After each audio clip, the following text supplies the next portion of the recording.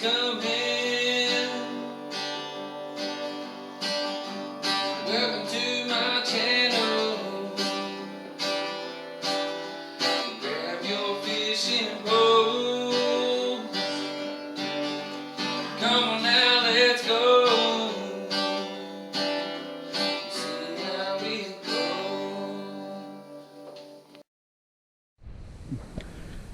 What's up, guys? It's Zach Hammontree here with Legendary Fishing. So today I'm gonna do a little something different. We're at a pond, old farm pond. Nobody's fished this pond in, well, I haven't fished it in at least a year. I think about a year. So this is behind my parents' old house. Nobody's lived there for 4 or 5 years, so I'm pretty much the only one that's fished it. Again, haven't fished it in in about a year. I can't really remember. I think March before last was the last time I fished it. I'm not sure. Looks different. Got a beaver dam or beaver nest right here where this old tree was. Already seen fish swirling, so let's get to it. Got a few different options today. First, I'm gonna start off with a spinnerbait, a white booyah spinnerbait. Then I'm gonna throw drop shot a little bit, see how that goes. Then probably go from that to a wacky worm. And then also going to throw some small crappie jigs. There's actually some really big crappie in this pond, and big bluegills too, and hybrids. I did bring a box of DMF worms as kind of just a play around, see what happens. But we're gonna get to it. This place has changed so much. This actually used to be a tree laying up right here, tree down there. Actually, I think that big stump right there is the trunk of this tree. Let's see what we got going on here today.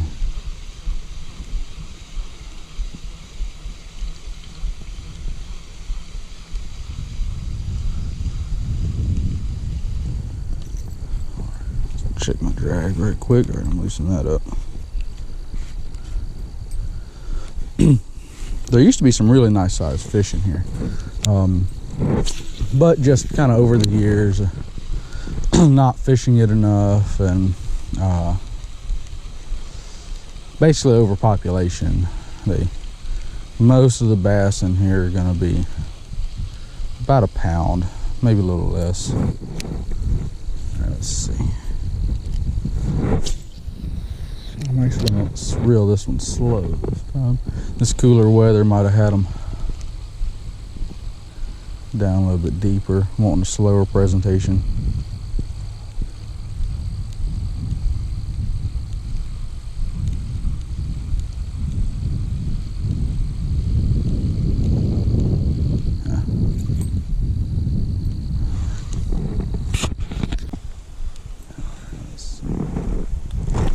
Make a few more casts to the spinnerbait, then I'm gonna change it up.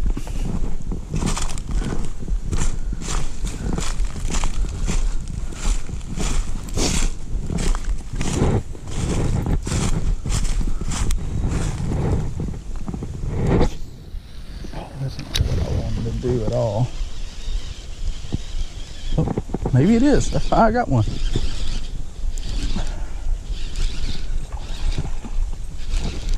He's in the junk, but I got him. He's in the jungle over there. I mean a dinkster. Let's see. But it's a fish. Hey, come here. Don't you get off right there. Well, I mean, first fish. Not bad, I guess.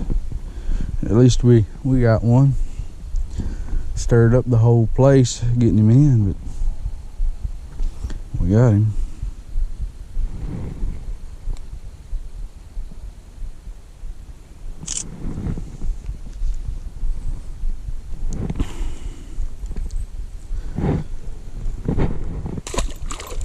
See you later, buddy. Let's see. Alright guys, so what I'm doing now, I got a drop shot rig going on a circle hook with a shaky head worm. I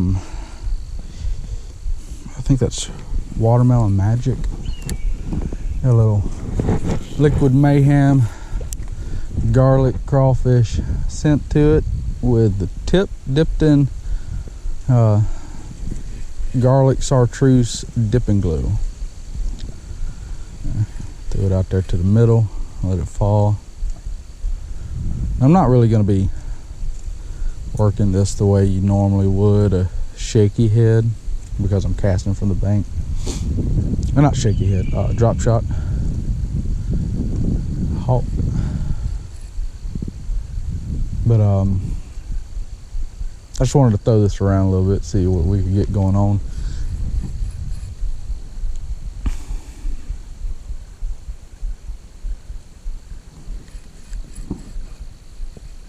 I did expect these fish to be a little bit more active. The water temperature dropping, it's going into the cooler months. They should be feeding that and as many fish as normally in here.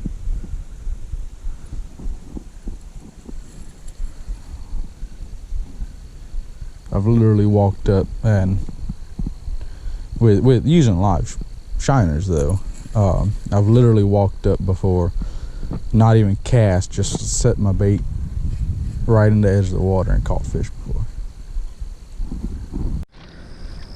Alright guys, so I got a little crappie jig, about 2.5 feet underneath the pretty pink float. Maybe we can keep up with it. I'm gonna see if I can't throw around and get something with it. I got the night crawler a little bit farther down, propped up out on bottom, just to kind of see what happens.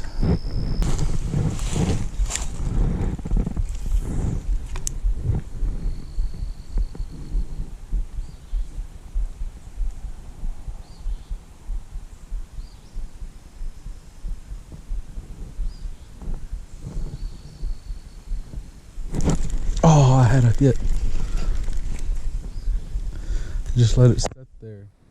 Just let it sit there and wasn't moving it.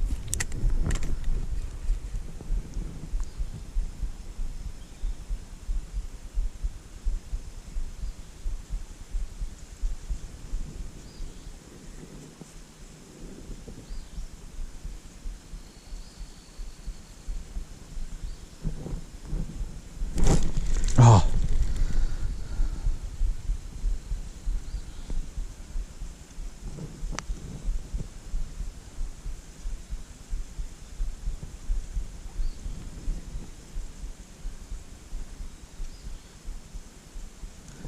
So there's definitely a couple of fish there. The question is, am I going to be able to catch them?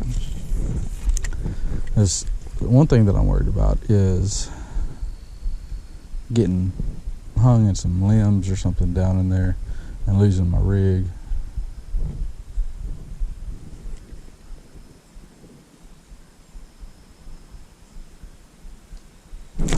Oh, how did I miss that one?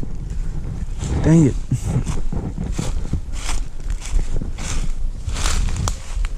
Oh, of course, I would get wrapped up in a thorn tree.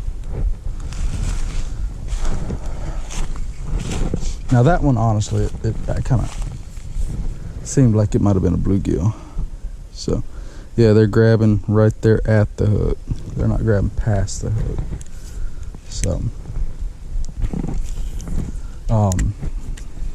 you can sometimes tell if it's a bluegill or a crappie. A lot of times a crappie will take it down real slow. And bluegills, they'll just yank it real fast.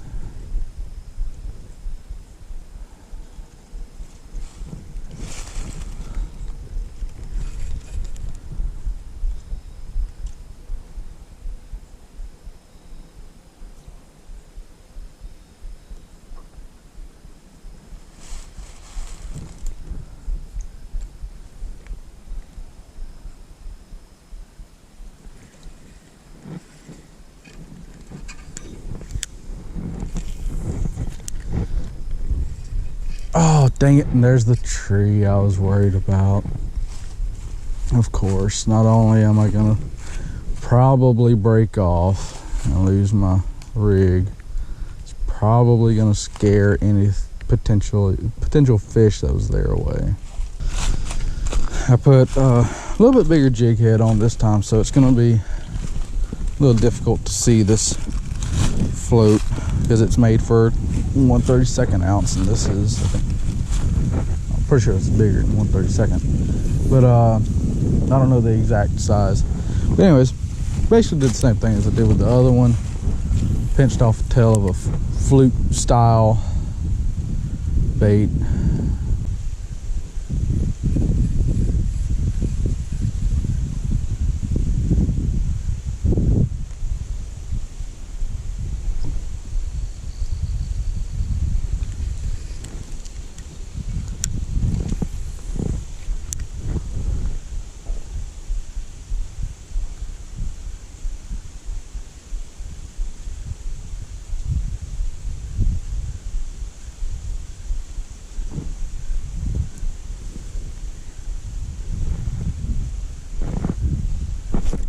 There we go. What do we got here? I think it's crappie. About darn time. Yeah, it's a nice crappie.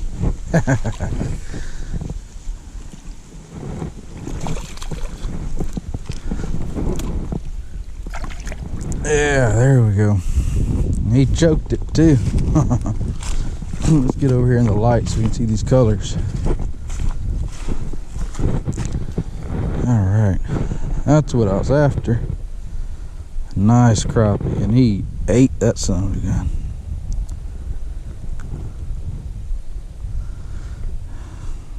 All right, let's see if I can get a picture.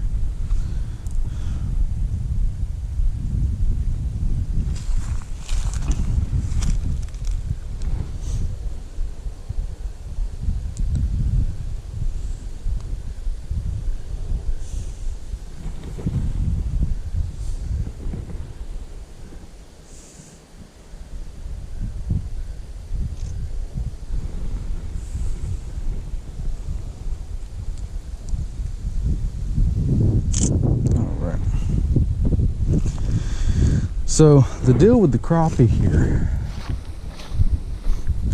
there's not as many as one of the other ponds out here, but they're bigger. I mean, just about every one of them will be about this size. All right. And it's little, just the tail end of a fluke style jerk bait. Just a nice crappie.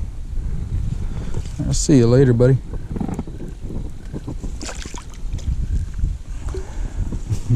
Let's see if we can get another. That was awesome. I love catching them things when they're biting good. Now, I'll be honest with you, out in the lake, I don't care to crappie fish. I really don't. I'm not one that likes to just sit there. I just say I know there's fish in that spot, in that particular spot, and they will not bite for whatever reason. Crappie are notorious for, they bite when they decide they want to bite. I mean, they're not normally aggressive. Now, there's certain times of the year they're pretty aggressive, springtime being when that is, but they'll sit there. I know people that'll just sit there on top of fish that they've marked for hours and hours and hours to get, a handful of fish.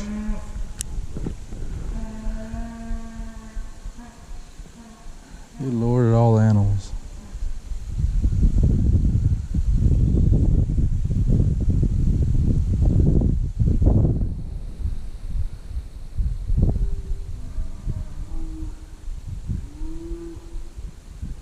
Yeah, that's what I've been trying to catch, right there. Now I know there's some spots in this pond that they like to hang out in. Underneath that tree in particular is one of them. And it's, oh, I missed him. Dang it. Probably bluegill, to be honest, with it doing that. I'm actually gonna go and put a split shot in front on this stopper because it's going up in there and it's not wanting to fall. So I'll be right back. I think I fixed the problem. One thing is, it's exactly what I was worried about. I added a teeny tiny little split shot, and now it is too heavy for this float. Well,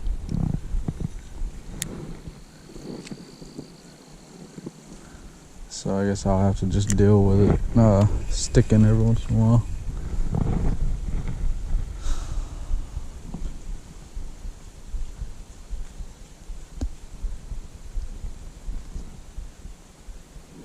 If I had a bead on there, it wouldn't do that, but I don't want to.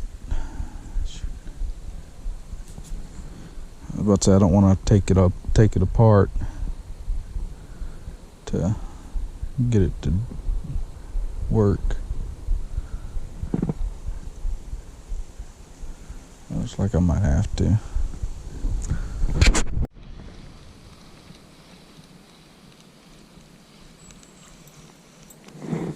So I came over here to try and get that float, and I threw out to try and see if I could catch the line, which there's not any on it. And I got up here to the bank and a fish nailed the spinnerbait. I missed him somehow.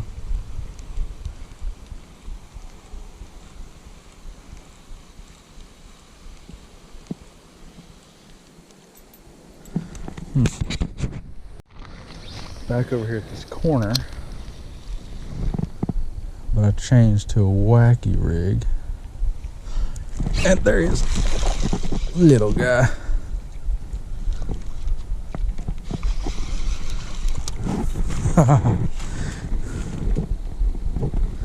That's why I didn't get him with the spinner bait. He was a teeny tiny one. Circle hook right in the corner of his mouth.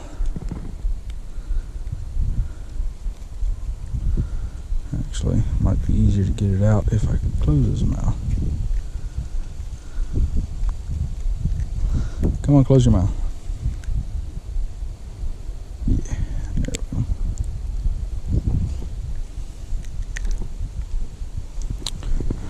go. Little dankster. This is about average in here, to be honest. It's just so overpopulated. This is what happens when you don't keep bass. Everybody wants to freak out when you're keeping bass. Well, if you don't keep them, which I know I just threw them back and I'm talking about keeping them, but I got to go to work after this and I don't want to have to clean fish. If you don't keep your fish, if you don't keep your bass, they get overpopulated and they stunt the growth. There's plenty of stuff in here to eat. There's just apparently so many bass that, I mean, you can't really, they can't grow. Because I used to get some big bass in here. It used to be, you could come out here and catch, 5 or 6 of them over 5 pounds or 6 pounds, no problem. And now you're lucky to get 5 or 6 over 6 inches. All right, let's see if we can't get a few more bass.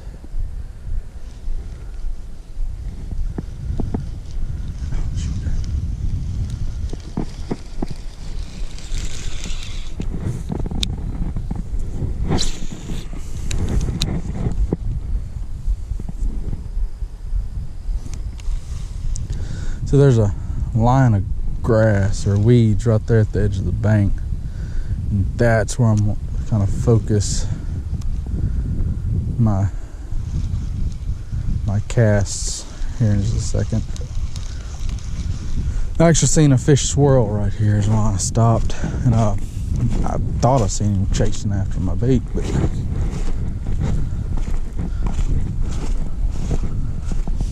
I guess not. Let's see.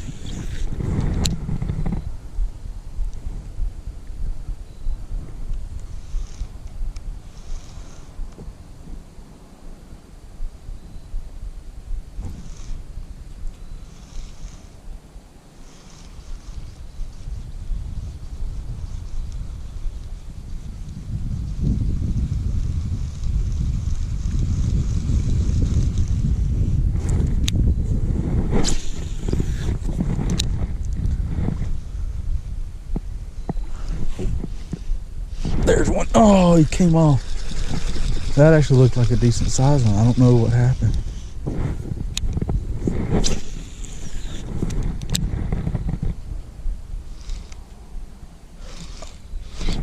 Oh, dang it, there was another one. Right on the edge of that grass, and he just rolled over it. Wait. Oh, dang it.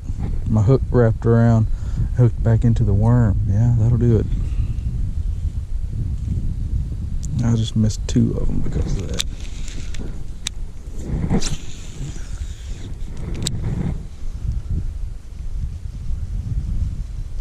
That was actually in the grass. That's not actually where I wanted it. I don't know. I missed those 2. They might not come back.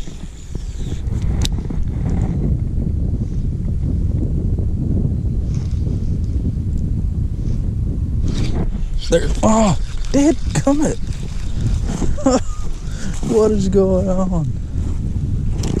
Alright, come on. Let's see if we can't figure this out.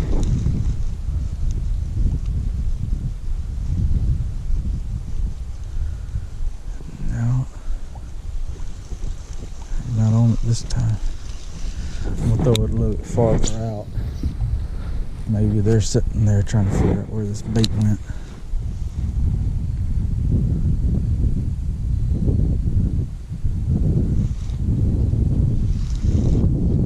There, no. I don't know if that was a fish or if that was something on the bottom, honestly. I just felt it was kind of felt tighter.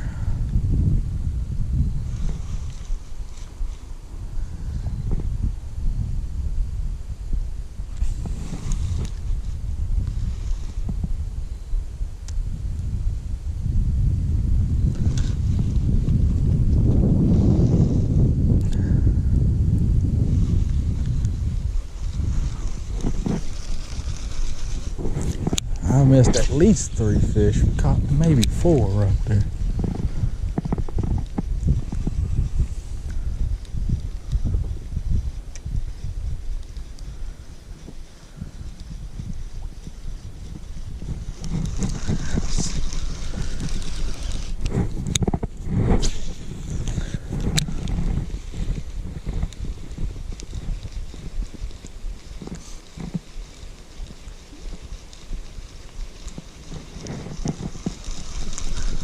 This is a technique that I have never had work anywhere else.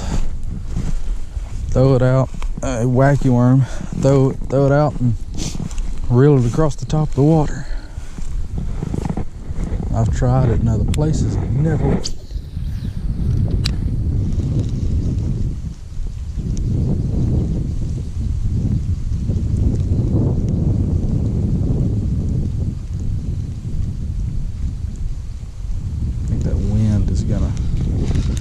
Affect it now.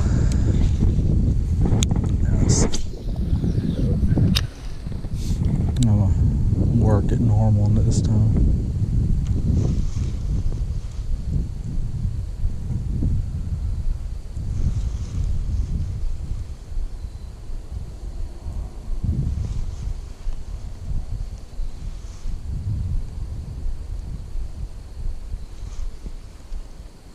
There's the fish. There, I got him.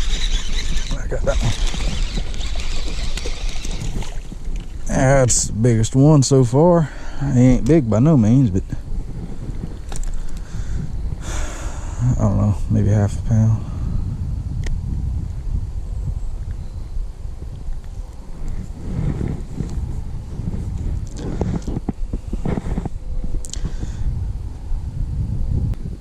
Alright, let's get him back. Just gonna toss him over there.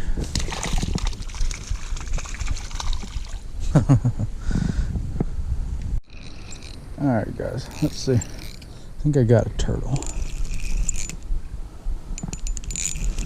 on the night crawler. I do. I have a turtle on the night crawler. Mississippi mud turtle, I think. Let's see if we can get the hook out of him.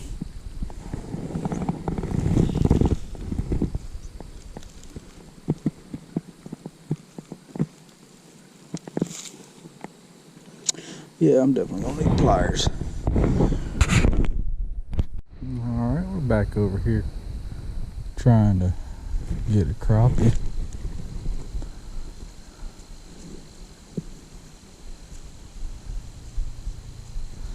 Put a little, oh, there we go. There's one.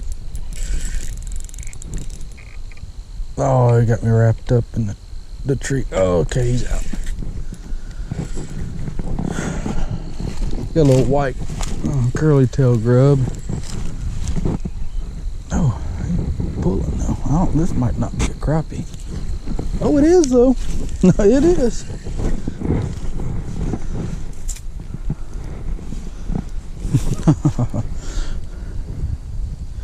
Well, I mean, kind of got him in the mouth. Actually, no, that wasn't in the mouth at all. That was in the side of the cheek. Another nice 14-inch crappie, probably, maybe longer.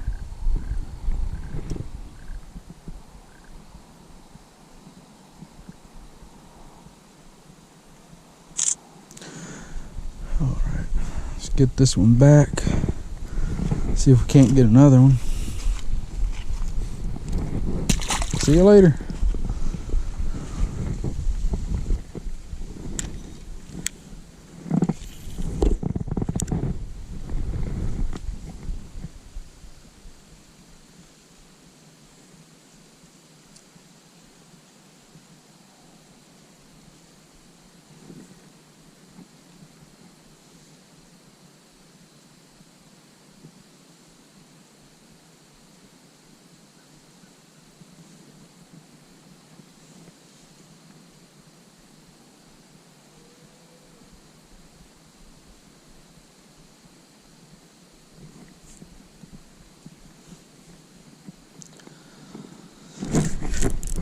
There we go.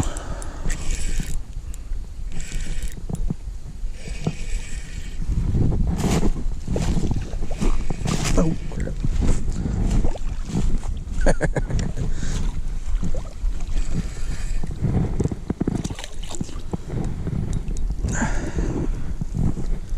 Every one of them. 13 to 14-inch fish. Well, I don't know, maybe 15-inch. Where, on the other hand, the other pond that has crappie in it, I would probably catch, well, when they're biting good, catch 60 of them or so. About, at least, well, at most half the size of this one. See you later, buddy. Oh, he smacked it real hard, but it wasn't but about 3 inches down there. All right. Well, guys, that's gonna be it. Didn't get a whole lot, so it's gonna be I know it's a short video, but I mean, he got some really nice crappie though. Those were nice. Happy to get those on video.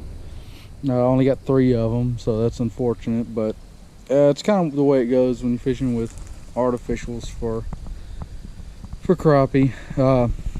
Sometimes, you know, sometimes they're really active. But well, like I said, that's gonna be it. I gotta get to work, so I'll see you guys later.